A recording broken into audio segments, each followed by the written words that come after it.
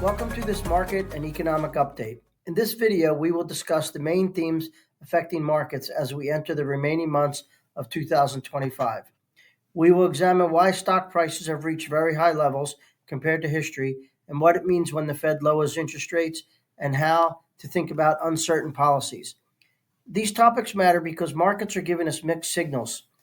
Stock prices are hitting new records while some economic data show signs of slowing down. We believe it is important for investors to remain informed during uncertain times. Let's begin by looking at how expensive stocks are today. One of the most important things for long-term investors to understand is how much you are paying for stocks. We measure this by comparing the stock price to things like company earnings and cash flow. This chart shows the S&P 500's Shiller price-to-earnings ratio, a measure of stock prices compared to earnings.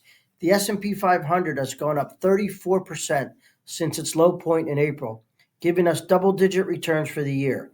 Technology stocks have led the way, with Magnificent Seven stocks up 61% since the bottom. It is important to know what these valuation measures can and cannot tell us. They do not help us predict what will happen next week or next month. Instead, they help us make decisions about how to split our money between different types of investments. Recall that the Fed lowered interest rates by 1/4 percentage point in September, continuing the process of easing monetary policy.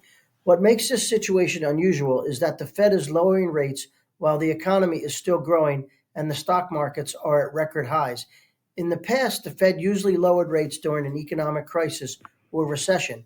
The main reason for the Fed's decision has been the weakening job market. For example, this chart shows updated employment numbers. The data shows that 911,000 fewer jobs were created over the past year than we initially thought. The Fed's goal is to stay ahead of potential economic problems.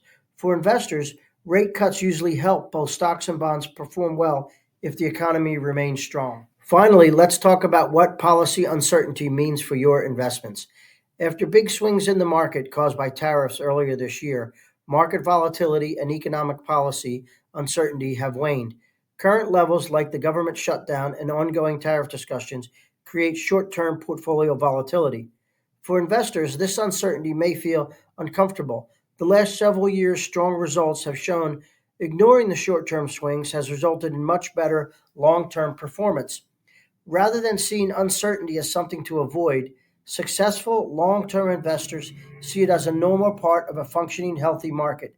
If you would like to learn more about any of these topics, please don't hesitate to reach out. We look forward to hearing from you.